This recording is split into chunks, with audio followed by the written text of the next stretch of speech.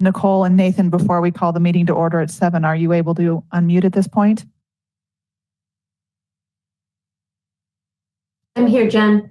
Oh, thank you, Nicole. Perfect. Thanks. How about you, Nathan?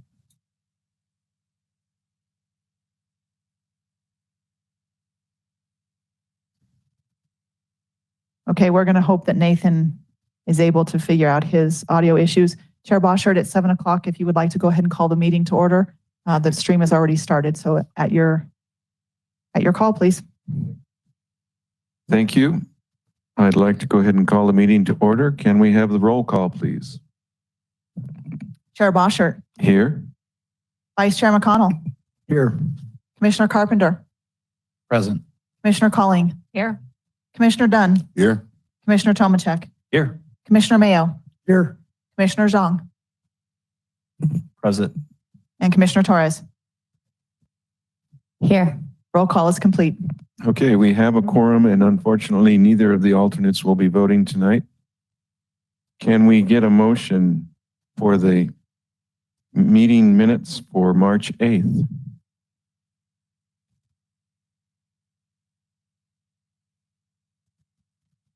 Chair Boschert, I'll make a motion to accept the meeting minutes. Thank you, Commissioner Tomacek. Do we have a second? I'll second. Thank you, Commissioner Carpenter. Do we have a roll call vote? Okay. Chair Boschert. Yay. Chair Boschert is in favor. Vice Chair McConnell. Yes. Vice Chair McConnell is in favor. Commissioner Carpenter. Aye. Commissioner Carpenter is in favor. Commissioner Colling. I wasn't present. Thank you. Commissioner Colling has abstained. Commissioner Dunn. Yes. Commissioner Dunn is in favor. Commissioner Tomacek. Yes. Commissioner Tomacek is in favor. Commissioner Mayo. Yes. Commissioner Mayo is in present. Vote is complete. And the motion passes unanimously, except for the one abstention. Okay, due to COVID, comments were accepted in advance, and in this case, there were no advanced comments, so we do not have any emails or voicemails. There is only one item on this evening's agenda, and that's a public hearing and action on a comprehensive plan amendment and associated preliminary development plan amendment for Benson and Benson planned unit development. And tonight's presenter is Stephanie Ashman. Go ahead. Thank you. Good evening, commissioners. I'm a senior planner with the City of Westminster's Planning Division. And here with us tonight are key members of staff, both in person and virtually. Andrew Spurgeon, our principal of long-range planning, is here virtually. Heather Otterstetter, our stormwater coordinator, is here with us in person. Right there. Nathan Ank, our senior engineer, is here virtually. And Nicole Ankeny, our senior landscape architect in Parks, Recreation, and Libraries, is here virtually as well. In advance of bringing this project before you, a staff agenda memo has been created, and tonight's public hearing has been properly noticed. The agenda memo, its associated attachments, tonight's PowerPoint presentation, and the public notices mailed, posted, and published in the Westminster window are hereby entered into the public record at this time. The notices of the public hearing were mailed to 26 property owners within 500 feet of the parcel under consideration tonight. The certification of signed posting, notification boundary map, and a list of property owners notified in the boundary have been included as an additional entry into the public record for you this evening. That's what I handed out earlier. The city has also posted the hearing date and time on its website. We can go to slide 3, please. So here's a map of the proposed, back one, please. Thank you. Here's a map of the proposed development. The subject property is bordered by Lowell Boulevard on the east, 69th Avenue to the north, and Westminster Station Park to the northeast. Benson and Benson is proposing to develop a mini storage facility. The Benson and Benson PUD is proposing to develop a mini storage facility over 3 existing parcels. And the PDP will combine these 3 parcels. So on this vicinity map, it's those red identified 3 parcels. Next slide, please.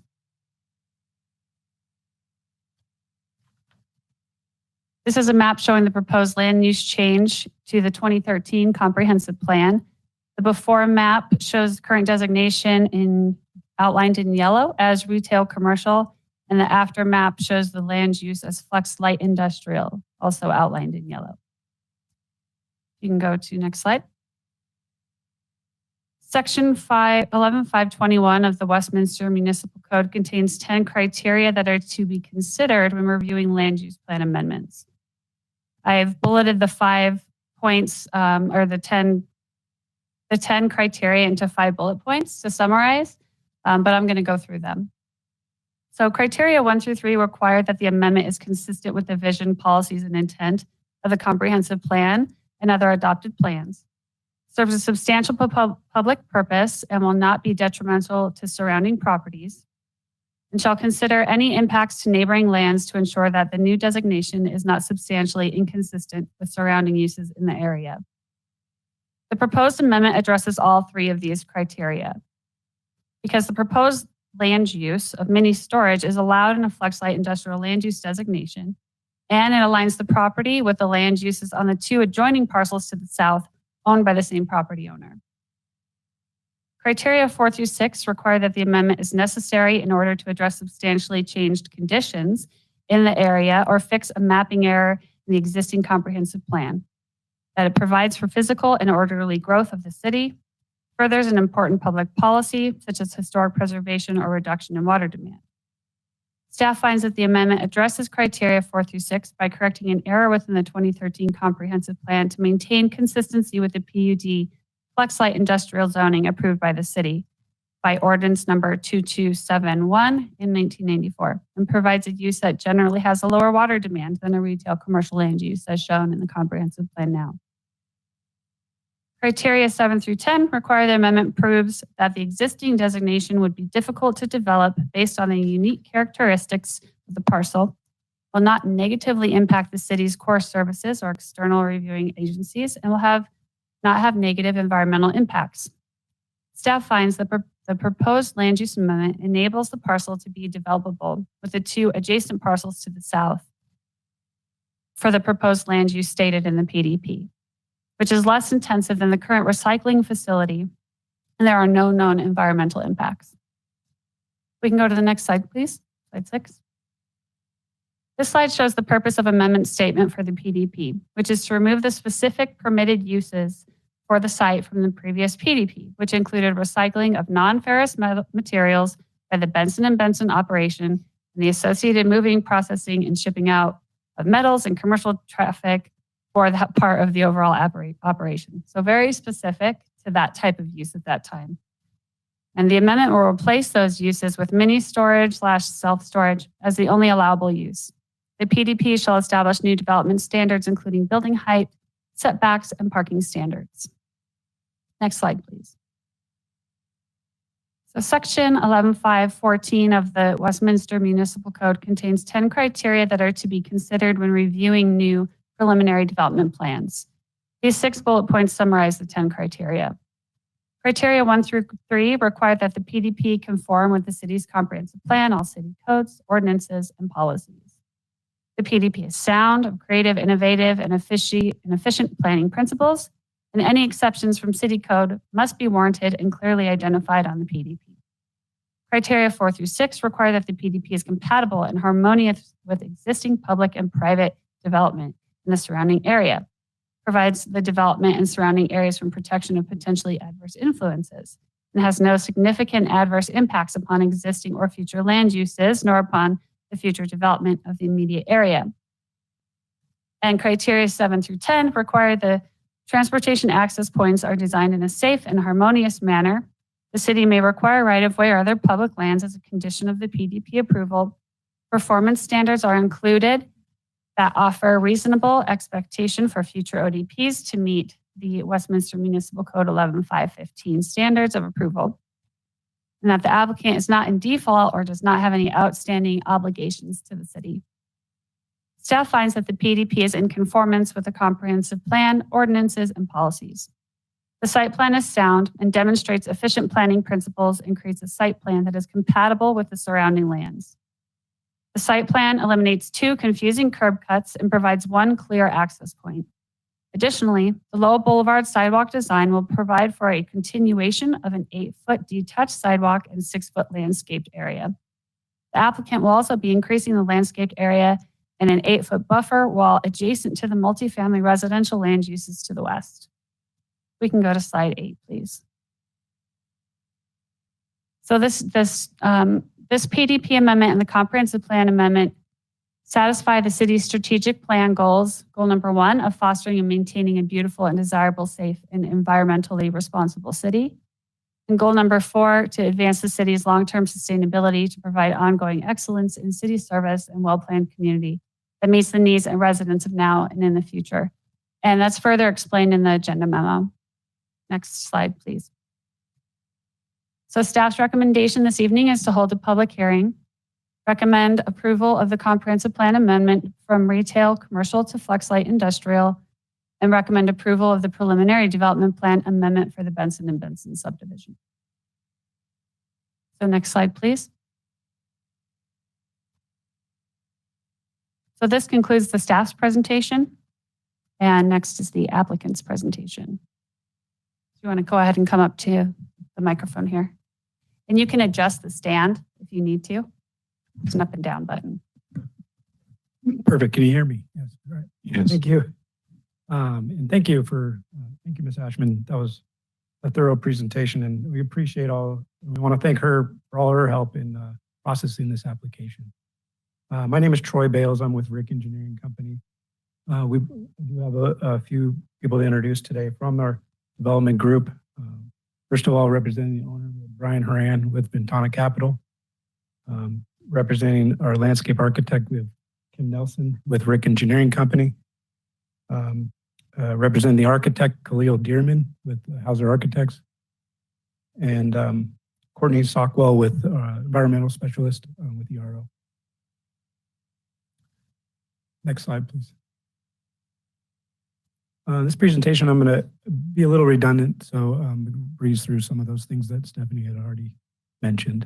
To talk a little bit about the history today, the proposed site plan, getting into some of the renderings of our proposed building, and then talk about our 2 applications, the comprehensive plan amendment and preliminary development plan amendment, and then touch a little bit on the schedule. Next slide, please. As mentioned, the property was zoned back in 1995. The only allowable use was the recycling of non-ferrous materials. Next slide, please. This picture depicts the site as it is today. The picture on the left is a view from Lowell Boulevard looking at the site. And the picture on the right shows some of the materials that were being recycled on site. Next slide, please. This slide shows generally our site plan comparison or relative to the surrounding area. We're proposing a single building. As you can see, there's fairly large landscape buffers on the east and west side, as well on the north and south. There's some existing trees on site that we are protecting with this landscape plan. You know, with this PDP, we're proposing a masonry wall along the western boundary adjacent to the residential. And we're limiting the access points off Lowell Boulevard from 3 to 1. Next slide, please. This slide shows a bit of a rendering of the front of the building.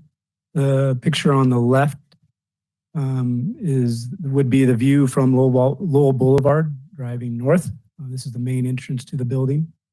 And the picture on the right is the view going southbound on Lowell Boulevard and really the front corner of that building. Next slide, please.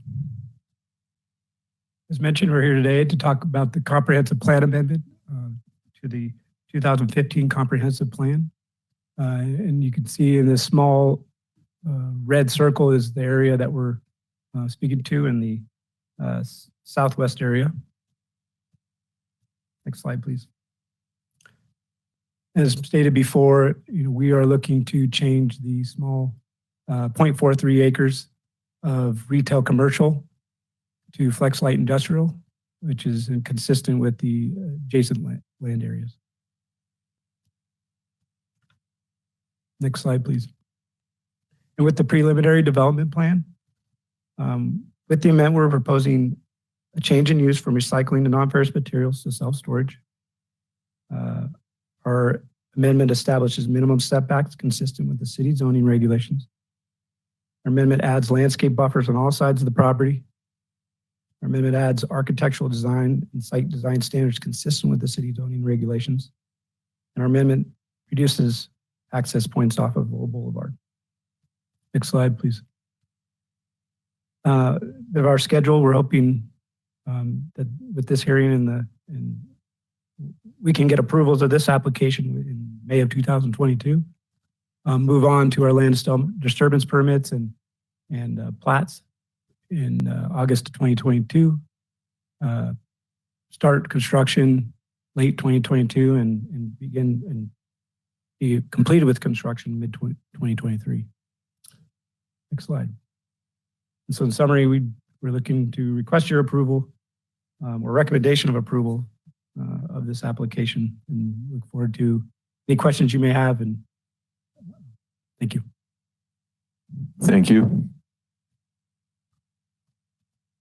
Does anyone on commission have any questions or comments? Commissioner Carpenter. Thank you, Mr. Chairman. Just a couple of questions based on the site plan. First off, we're not seeing an ODP or anything. Will there be an ODP required for this? This is more for staff here. Yeah, an ODP is required for it, and we're reviewing it right now as well. Okay. Will that be coming back before us, or will that be administratively approved? That's administratively approvable by staff. All right. Okay, well then I know we're not really talking about specific site design, but it does look like it's pretty paved. What are we doing for stormwater mitigation on the site in general? Yeah, no, good question. We are proposing pervious pavers on most of the drive aisle that surrounds the project.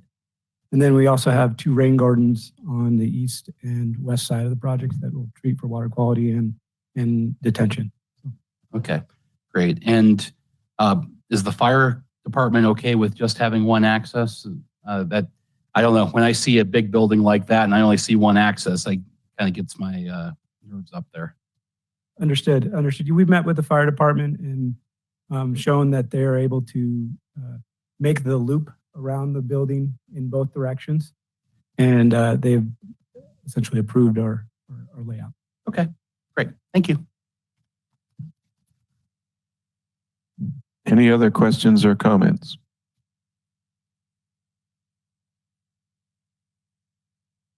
Okay, I think we're good with your presentation. Thank you. Oh, do we have a question? Sorry, one more. Oh, this is a question for the staff. Staff. In the staff memo, there's a comment in here about the neighborhood meeting and public comments. And it says that the staff did receive a follow-up question from adjacent property owner. I believe it may have come after the period for comments, but you didn't share what that comment was. I was just curious if you could share that with me. The question. Sure. Yeah, so it was just an adjacent property owner that's in unincorporated Adams County that was just having some questions about, what kind of street improvements were going to occur, what the building was going to look like, just some general comments, not necessarily stating that they were in favor or not in support of, just had some questions. Thank you. Any further questions or comments?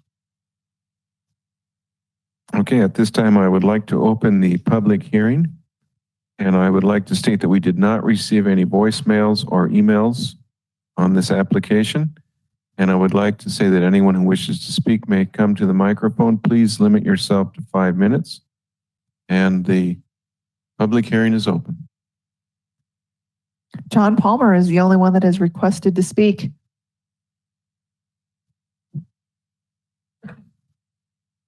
Good evening, gentlemen and madam.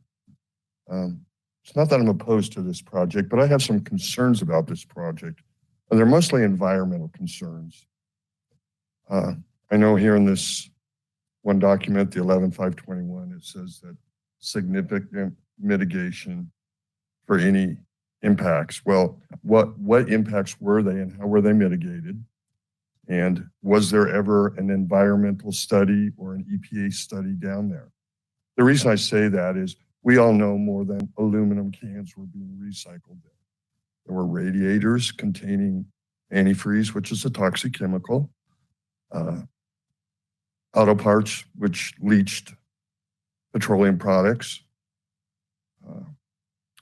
lead. They were big in processing lead down there. There were also processing products with forever chemicals, as well as potentially asbestos. Were those things ever checked, and how will they be mitigated when it comes time for the ground to be disturbed down there? Next, the house and the buildings there. We all know how old the house is. Obviously, it contains asbestos. How will that be mitigated in the demolition as well as the other buildings? I'm bringing that forward because there are two schools with our children in them in close proximity, as well as in a large apartment complex adjacent. And our brand new $6 million park is a half a block away. We need to be sure and protect our children, protect our parks, and protect our environment. So I'm asking that you at least ask questions, get some input, make sure that all of the environmental issues are covered, even though they're not really addressed in this memo. Thank you. Thank you. Did I say lead-based paint too with the house? I'm sorry if I didn't. Okay. Asbestos and lead-based paint. Okay. Thank you. Anyone else wish to speak? Seeing that there are none, I will close the public hearing and ask if there are any questions from the commission.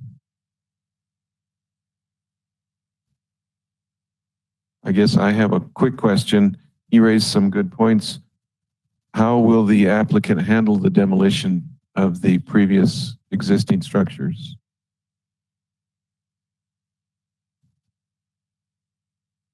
I will state we've done a phase 1 environmental site assessment, and we've completed a flammable gas survey. There was and indicated that there was no additional mitigation than what's typical for these types of demolition. As a contractor goes through demolition and finds these, if they're found, they'll have to go to the proper state protocols to address those. Okay, thank you. Any other comments or questions? Can we get a motion on this?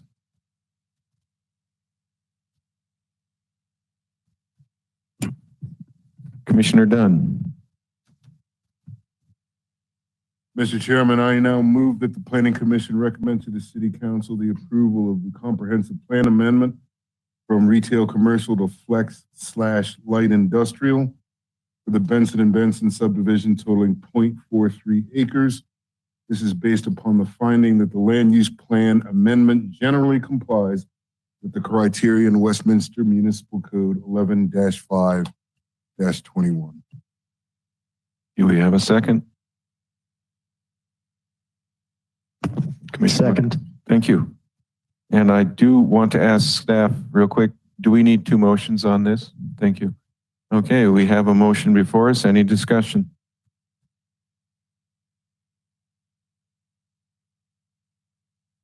Okay, then let's go ahead and do the vote. Chair Boschert. I am for it. Chair Boschert is in favor. Vice Chair McConnell. Yes. Vice Chair McConnell is in favor. Commissioner Carpenter. Aye. Commissioner Carpenter is in favor. Commissioner Calling. Yes. Commissioner Calling is in favor. Commissioner Dunn. Yes. Commissioner Dunn is in favor. Commissioner Tomacek. Yes. Commissioner Tomacek is in favor. Commissioner Mayo. Yes. Commissioner Mayo is in favor. Vote is complete. And it passes unanimously. Thank you. And we have or we need another motion. If anyone is feeling like they want to make one. Everybody's reticent tonight. Oh, Commissioner Mayo? I move that the Planning Commission recommend to the City Council the approval of the preliminary development plan amendment for the Benson and Benson subdivision totaling 2.31 acres. This is based on the finding that the PDP amendment generally complies with the criteria in Westminster Municipal Code 11-5-14. Do we have a second? Commissioner Carpenter? I'll second. Thank you. Any discussion? Commissioner McConnell? Thank you, Mr. Chairman. So Stephanie, earlier you said that this would be administratively approved. And I would hope that at that time, that some of the questions that Mr. Palmer asked will be addressed so City Council can hear what the mitigation plans would be, you know, the ifs and the maybes and the whatnots. Yeah, as we're reviewing the ODP, and we have staff here that can help address some of these questions as well. As we review the ODP, we get the phase one in and we start the review process. And it has been checked by Heather Otterstetter over here on staff. And she can address any of those questions or concerns as far as what the city has taken a look at and what kind of, things that we have found from the report and what we need to have addressed prior to going into the civil construction set. Okay. Commissioner Bosch, it would be okay if we took a little bit of time to hear from. Absolutely.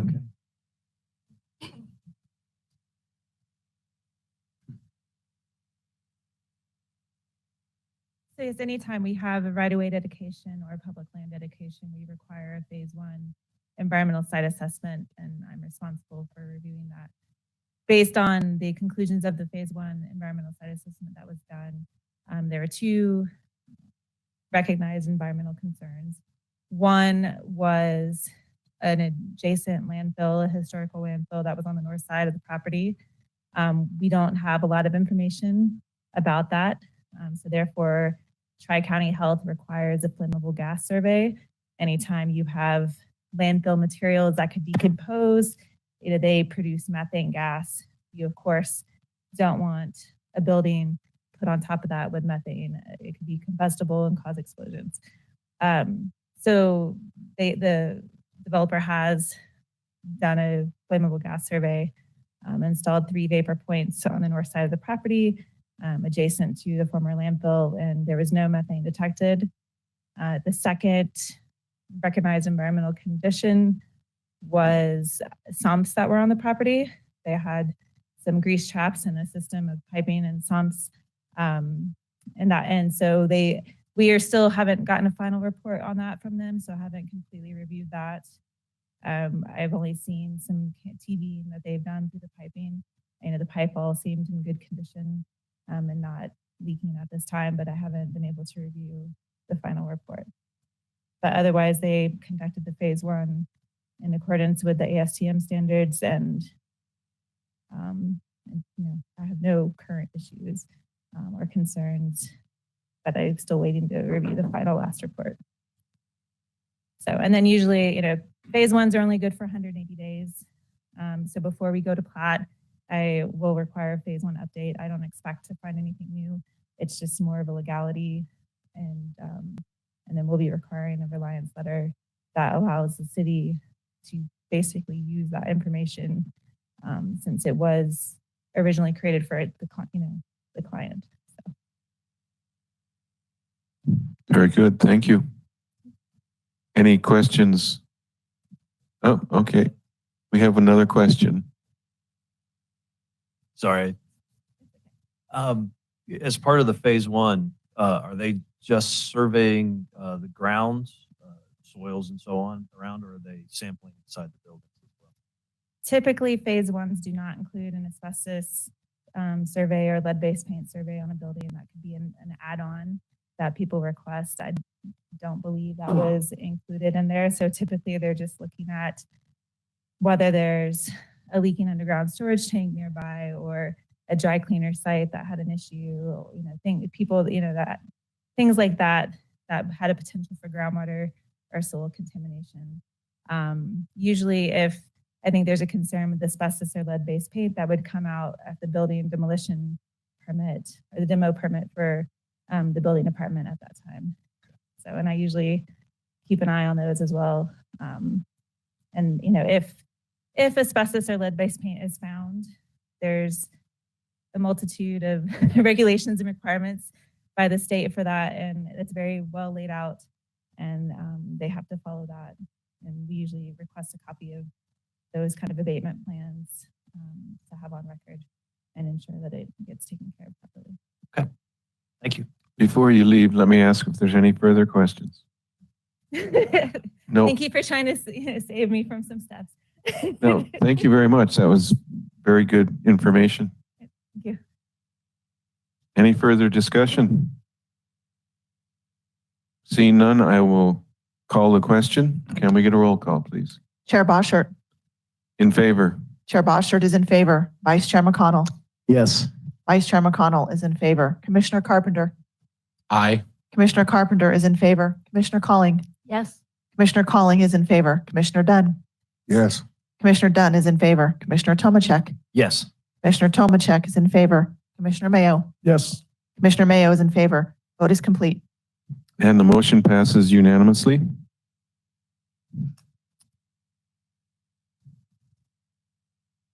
I believe that is the last of this item. Do we have any new business? Do we have any old business? Okay. Well, thank you all for attending, and this meeting is adjourned.